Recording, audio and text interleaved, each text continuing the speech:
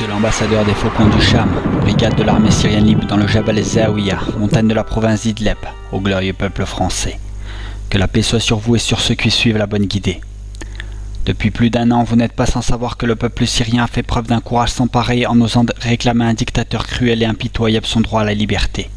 Maintenant, on n'a pas parlé des armes. On a dit qu'il y a des États qui tenteront peut-être d'apporter des armes. Nous ne voulons pas que ces États apportent des armes sans notre contrôle, nous, le commandement politique. Le référendum sur une nouvelle constitution organisé ce dimanche en Syrie par le régime de Bachar al-Assad a un côté surréaliste tant le pays est dans un état de chaos.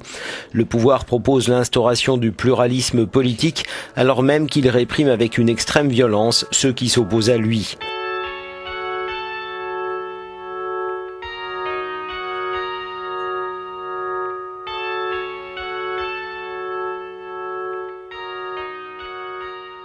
Alors, toujours sous prétexte donc de défendre la démocratie et pour des réformes, etc. L'Occident, l'OTAN a armé une sorte d'opposition qu'ils ont mis en place et créé de toutes pièces ici, qui est le Conseil dit national, dit syrien, qui n'a rien de national et rien de syrien. C'est un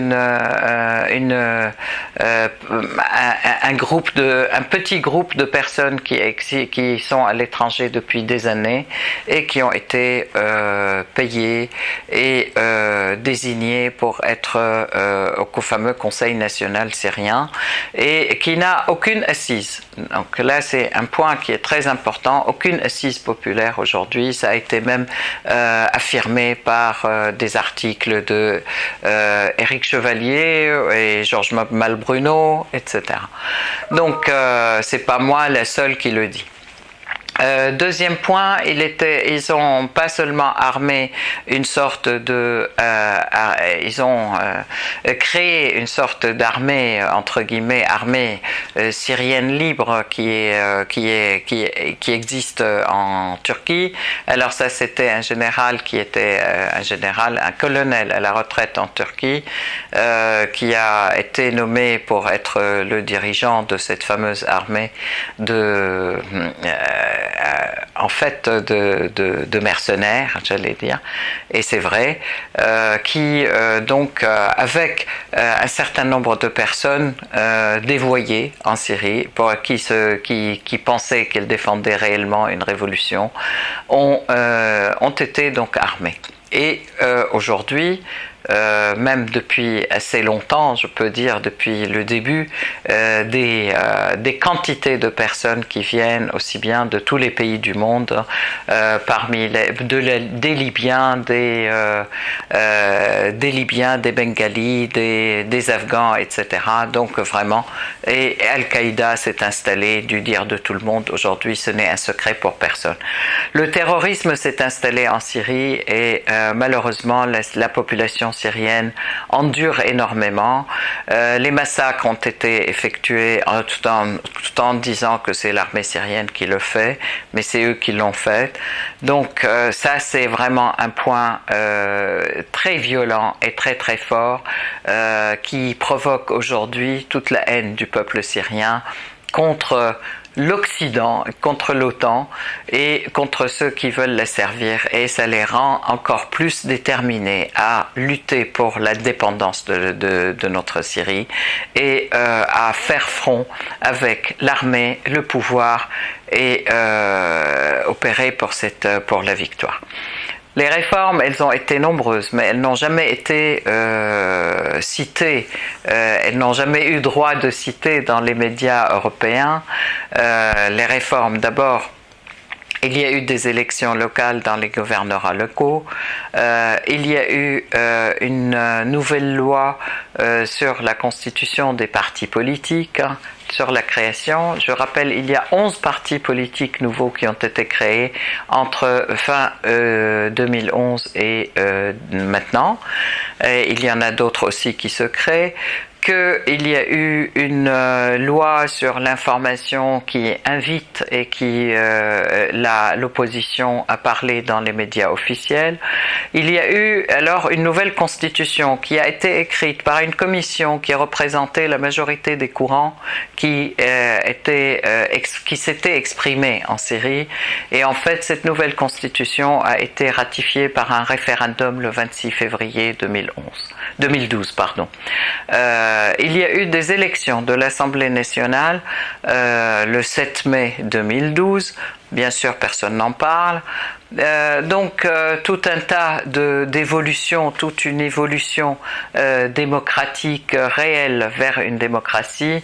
Je tiens à dire aujourd'hui, la solidarité dans le peuple syrien, c'est la solidarité les uns par rapport aux autres, est partie de manière très spontanée. Il y a aujourd'hui des centaines de courants, d'organisations, de jeunes, de femmes, d'hommes, etc., pour aider les gens qui ont été déplacés, les gens dont les maisons ont été détruites, les gens qui ont été obligés de quitter leur village, etc. Et des appels successifs ont eu lieu aussi de la part du gouvernement et de l'État à toutes les personnes qui se sont déplacées vers l'étranger. Là, je fais une petite parenthèse pour dire les personnes qui sont dans le camp de réfugiés en Turquie. En fait, ils ont été obligés à quitter leur village. Ce camp dit de réfugiés en Turquie sert vraiment de cache-sexe à un camp d'entraînement, d'enrôlement et de recrutement et d'entraînement militaire pour l'ASL et pour tous ceux qui viennent du monde entier pour rejoindre l'ASL, ce qu'on appelle l'armée dite syrienne, dite libre. Au Liban, c'est exactement la même chose. Aussi, au Liban, c'est un camp. Il y a des camps d'entraînement et de recrutement contre le pouvoir syrien, en fait, qui sont faits aussi par les groupes Hariri, Jarja, etc. Et en Jordanie, alors Jordanie c'est pareil, mais c'est beaucoup moins fort puisque la Jordanie cherche quand même à ne pas prendre nécessairement position dans le problème syrien, mais ils sont malheureusement victimes des chantages quant à leurs prêts de la part du FMI, du chantage des Américains aussi. Je tiens à dire quand même récemment, Filtman annonce qu'il y avait des personnes armées, des gangs armés qui devaient traverser en Jordanie, qui doivent passer vers la Syrie. La Jordanie a démenti et lui, il a dit au contraire, je confirme, etc. Donc tout ceci est très important et pendant toute cette face à tout ceci, il y a une grande solidarité. Mais il y a aussi l'État syrien qui s'organise de manière aussi extraordinaire, de manière à protéger la population d'une part et à faire en sorte que la population ne manque de rien. Donc la majorité les quartiers qui ont été sécurisés, ils sont tout de suite réhabilités.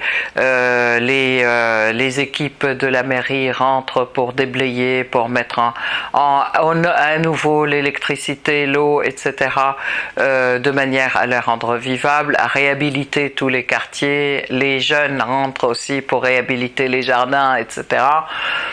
Il y a aussi des appels successifs à tous ceux qui ont été dévoyés, qui croyaient que c'était la révolution et qui se rendent compte qu'ils sont en train de participer à la casse de leur pays. Et beaucoup de personnes, des appels à l'amnistie, des appels à ces personnes pour se rendre leurs armes et une promesse d'amnistie. Et l'amnistie, effectivement, elle est réalisée tous les jours aujourd'hui. Il y a train après train d'amnistie de 300 personnes, 400 personnes, etc., suivant les villes et partout en Syrie. C'est ça qui fait aussi qu'aujourd'hui, les États-Unis accentuent leur offensive, puisqu'ils se rendent compte que sur le terrain, ils n'arrivent pas à gagner militairement, d'une part, et puis que d'autre part, sur le plan de la popularité, ils perdent quand même du terrain, puisque les Syriens sont quand même patriotes, patriotiques. Et quand ils se rendent compte qu'ils ont été dévoyés, maintenant ils se reprennent, ils se rendent et ils se mettent sous la direction de l'armée. Donc tout ça, c'est quand même très important et très important à savoir. Et aujourd'hui, tout le monde se serre les coudes entre le peuple, l'armée et l'État pour sauver la Syrie.